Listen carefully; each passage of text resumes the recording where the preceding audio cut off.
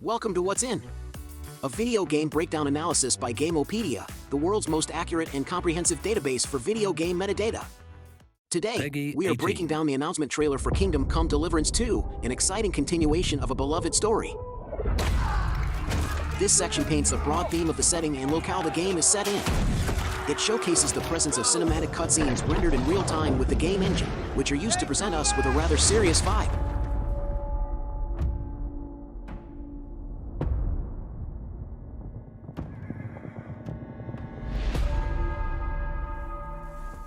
We can clearly see that we are in the Middle Ages.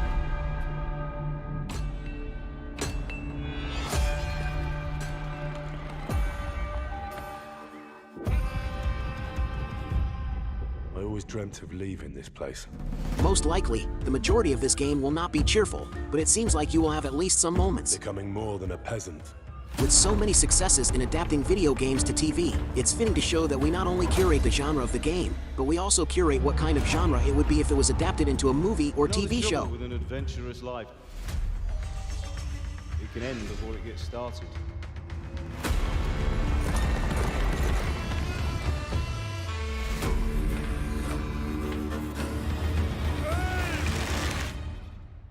Congratulations, Sir Knight. You finally become a man.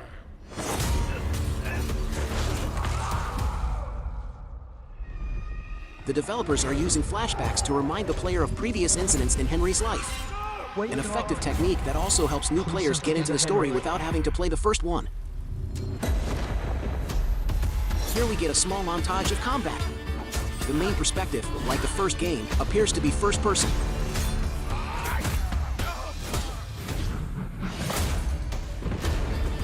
Nobody will hand anything. There's no doubt that the developers are aiming for a realistic experience.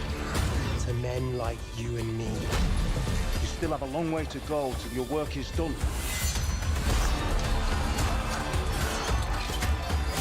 We know that Henry's backstory is fueling this game. Here we are reminded where he comes from. Don't leave yet. In the second part of this video, we will have the developers take us even deeper into the game, so stick around. And protect us, so we don't blow our arses off. Amen.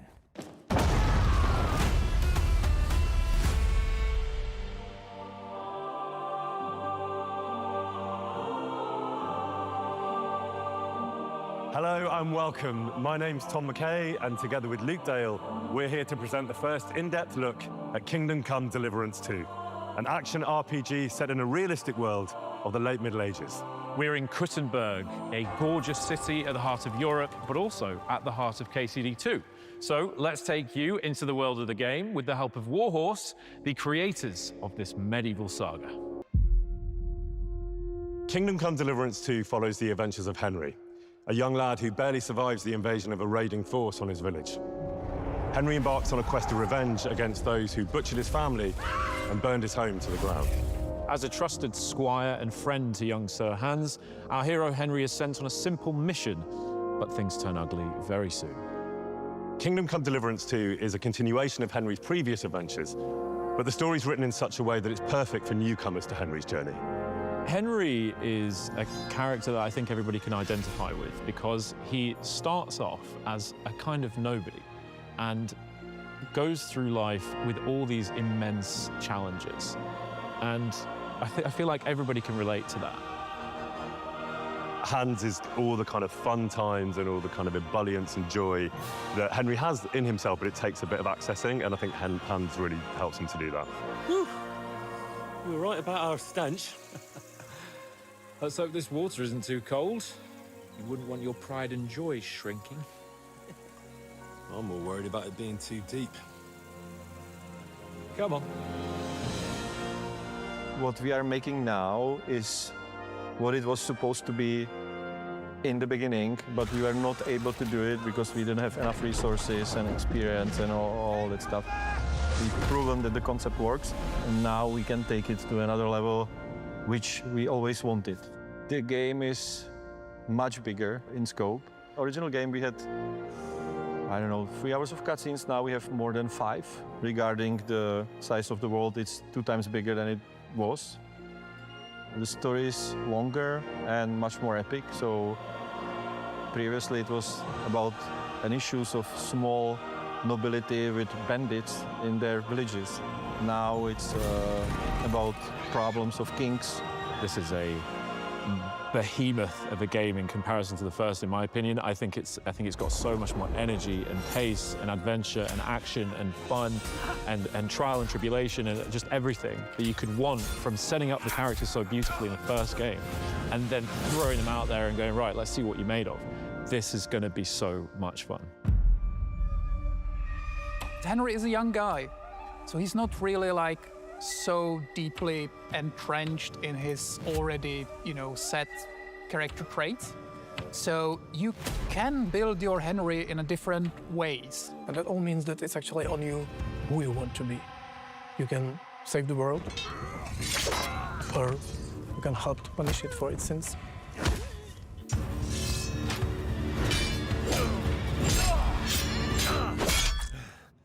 The combat is also historically accurate, but we don't want to do that for the historical reasons of something. We want to do that for the immersion, and we want you to feel the sword in your hand. We want you to feel threatened by the enemies on the battlefield. We want you to fight for your life. As far as missile weapons go, we added new type of weapon. We added crossbows. Also, some early firearms.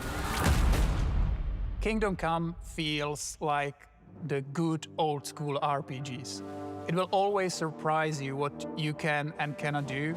You can be better in combat. You can be a sweet talking guy who talks his way out of problems. You can be a charming knight. You can be a thief, a scoundrel. Anything you do will be recorded. People will remember it. If they saw you do that, our crime system will react to that. For example, when you are, drunk and naked, people comment on that on the street. And now you can also reply. You can tell them, oh, I'm sorry. Or you can tell them, piss off, man. If you do a lot of criminal stuff around the village, people will start to be suspicious. They will greet you differently. So try to make these little things collapse into like greater mosaic where your actions are really reflected. It will always surprise you what can be done in Kingdom Come.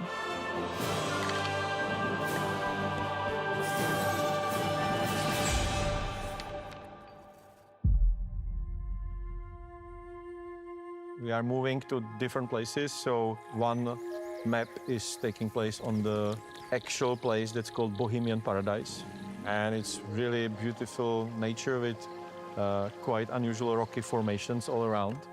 And then we are moving to totally different, rather urban countryside surrounding huge silver mining, very rich city. So there's this big city. The Gutenberg is a huge step forward for us, and it was, I would say, biggest challenge in the game. Because from those small outskirts and small cities, you are really getting in one of the richest cities in the medieval Europe. And it's really big. It's even too big, in my opinion. We are trying to go beyond that usual muddy, dirty, medieval world, dark ages where everyone is dying from famine and war. It was really colorful. It wasn't dark at all. We have really beautiful environments. Players should go and explore all those little woods and beautiful rocks and castles. The thing that I love about the game most is just wandering around, because the nature is really beautiful. It's really serene, peaceful, and it's full of secrets.